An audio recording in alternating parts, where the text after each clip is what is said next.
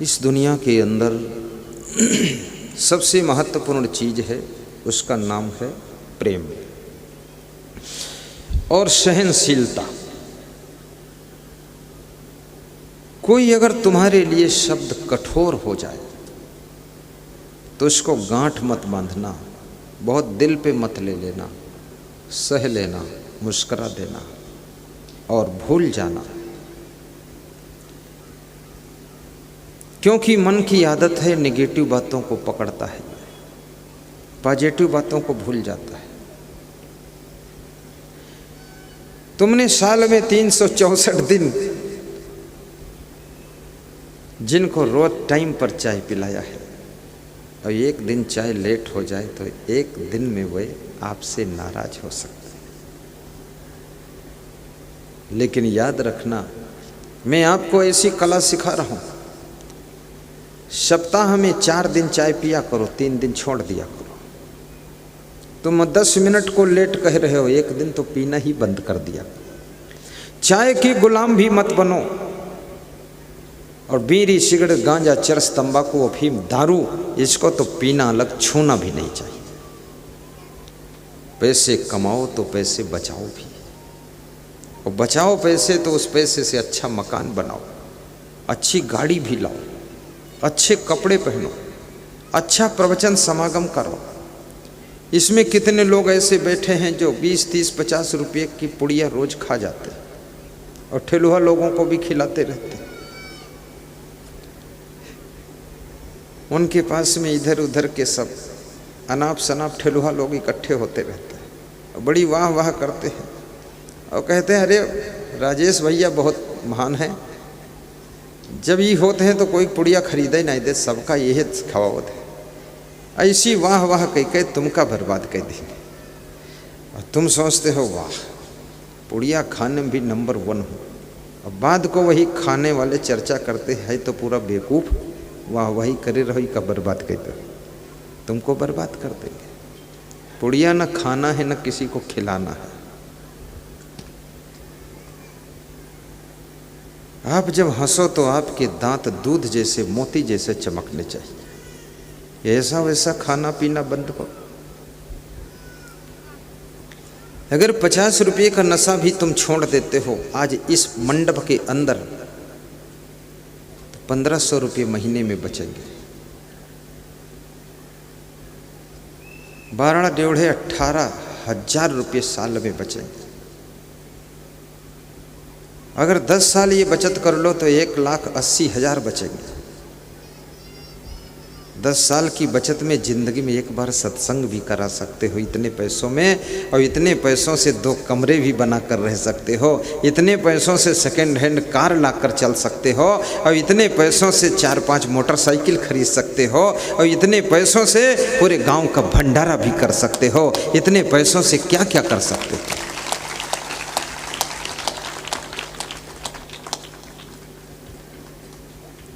अभी मैं देखता हूँ दान करने का नंबर आता है जब, तो किसी के पास पैसे हैं ही नहीं। प्रवचन सुन के और पीछे निकल लेते हैं चुपचाप। कहा था हमारे तेरे पैसे नहीं है। पूछो जेब है कि नहीं है, बोले जेबों फटी है। तो जेब राखे काहे हो, बोले जब पैसा हुई है तो सी ले भाई जेब। कुछ नहीं है। लेकिन जब शाम को दारू पीना हुआ 200 का नोट निकल आया, पुड़िया खाना हुआ 50 का नोट निकल आया, सिगरेट पीना हुआ 50 रुपये की डिब्बी खरीद लिया। ये पैसे बर्बाद मत करो। और याद रखना, नशा में पैसा तो बर्बाद ही होता है, साथ साथ में तुम्हारा देवताओं को भी जो दुर्लभ मनुष्य शरीर था, ये शरीर भी बर्बाद हो जाता है। इसलिए इस शरीर को, ये मंदिर है, ये शरीर कोई भुर्जी का भार नहीं है जो पाओ इसमें झोंकते रहो। को भुर्जी का भार, भूसी झोंक दे तो भूसा झोंक दे, लकड़ी झोंक देते, और जो कंडा उंडा मिल गए वह झोंक देंगे, और घर का कूड़ा मिल गया वह झोंक दें, सब जरिगा और चना वना भूंज के धर दें सब। तो ये भुर्जी का भार नहीं है, इसमें सब झोंकोगे तो तुम ही भूंज जाओगे चना जैसे। इसलिए मैं कहूँगा सरविंद यादव की तरह, ओम प्रकाश की तरह, पिंटू की तरह आप नशा व्यसन से मुक्त हो जाइए। आपकी जिंदगी में कोई नशा नहीं होना चाहिए, नशा हो तो एक हो और वो सत्संग का नशा होना चाहिए।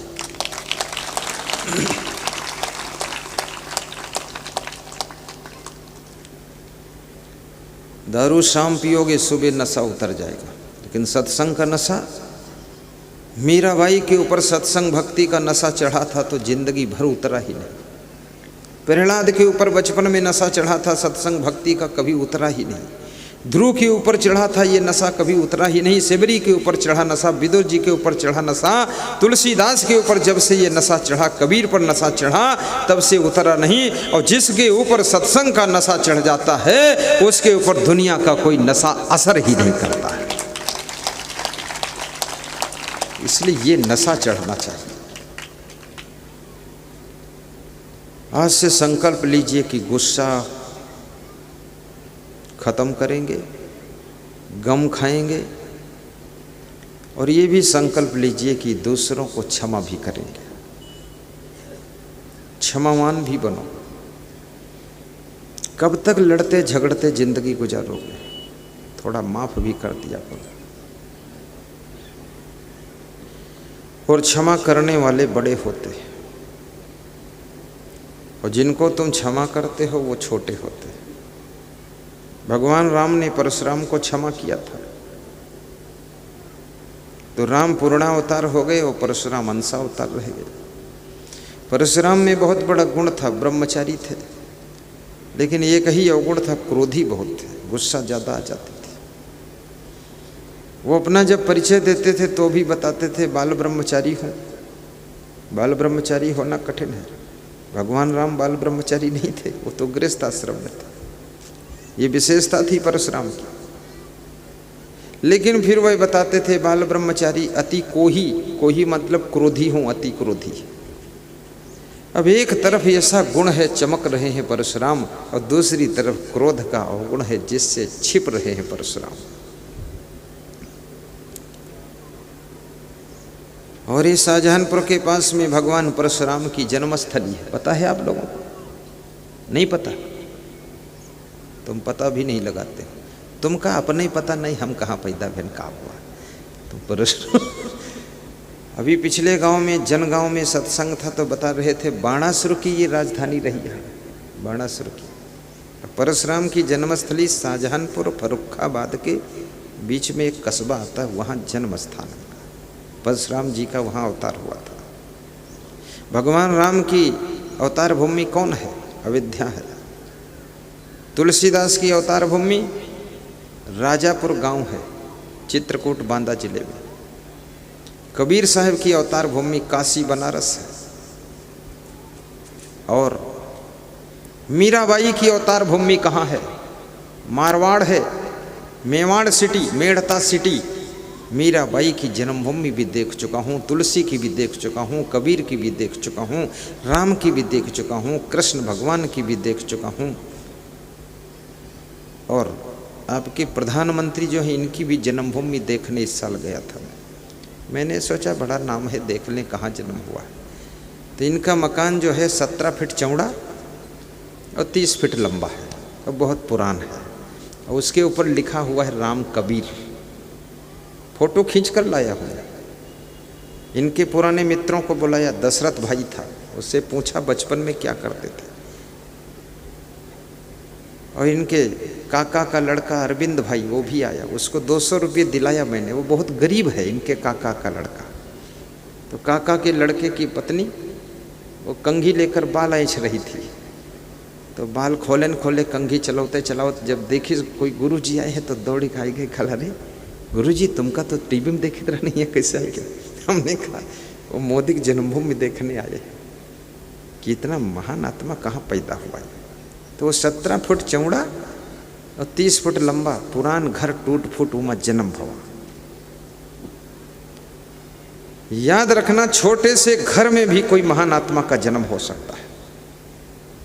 छोटे से गांव में कोई दिव्य आत्मा पैदा हो सकती है। और छोटी सी फैमिली में भी जन्म हो सकता है। और वहाँ उनका जन्म हुआ।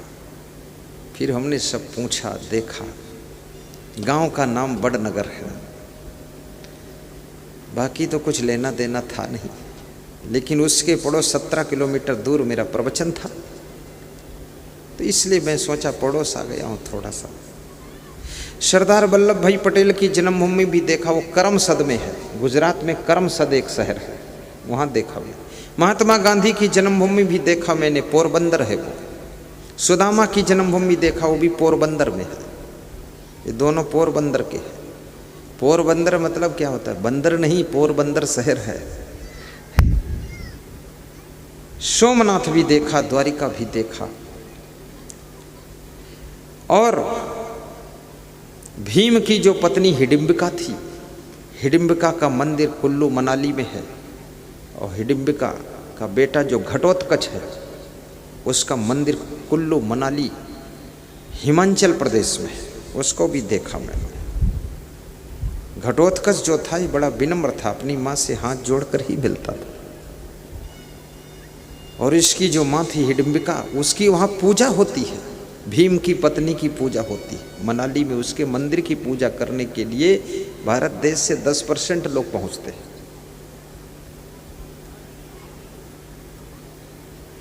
लेकिन मैं आपको बता देता हूँ, अपनी भी जन्मस्थली को धन्य बनाना। किसी की जन्मस्थली देखिए, लेकिन उसको देख करके प्रेरणा लीजिए कि आपकी कर्मस्थली, साधना स्थली, तपस्थली, जन्मस्थली, इनको धन्य करने के लिए आपको स्वयं महान बनना पड़ेगा, महान कर्म करना पड़ेगा, तभी सब धन्य हो जाएगा।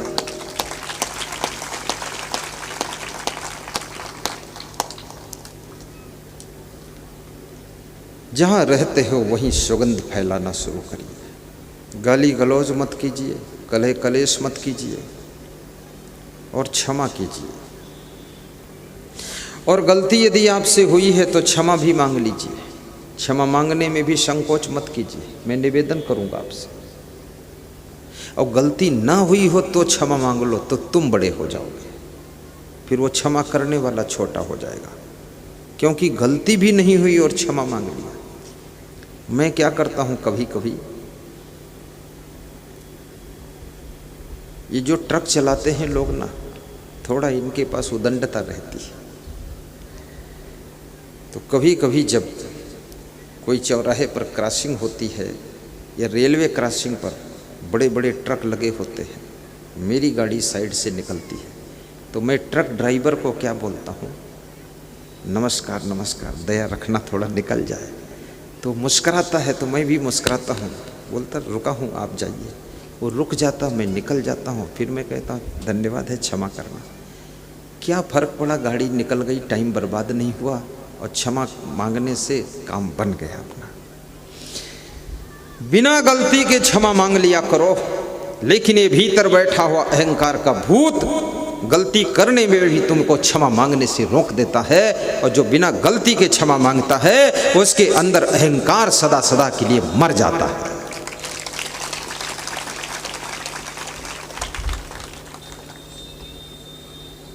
किसी से काम लेना हो, आप उससे यही कहिए, माफ़ कीजिएगा, थोड़ा सा आपसे मिलने के लिए आए थे। पूछेगा क्या काम, बताइए ना, तुरंत काम बता दो, काम हो गया। इसलिए क्षमा बेड़न को चाहिए, छोटन को उत्पात, विष्णु की क्या घट गई जो भरगु ने मारी लात। और ये भी याद रखना, आपके घर में जो बड़े बुजुर्ग लोग हैं, जिनकी उम्र बहुत है, जो काम नहीं कर पा रहे हैं, चल फिर नहीं पाते, उनको कभी भुलाना मत। उन पर नज़र ज़्यादा रखना और उनका ख्याल रखना, उनको खिलाते पिलाते रहना, स्नान वगैरह कराते रहना। क्योंकि न जाने किसकी कृपा से, न जाने किसके पुण्य से, और न जाने किसके प्रभाव से तुम्हारा घर ठीक ठाक चल रहा है, और तुम्हारी ज़िंदगी ठीक ठाक चल रही है, और परिवार ठीक ठाक जी रहा है, रह रहा है। कुछ पता नहीं है किसके प्रभाव से सब शांति बनी हुई। सत्संग कराने से बड़ा पुण्य और क्या हो सकता।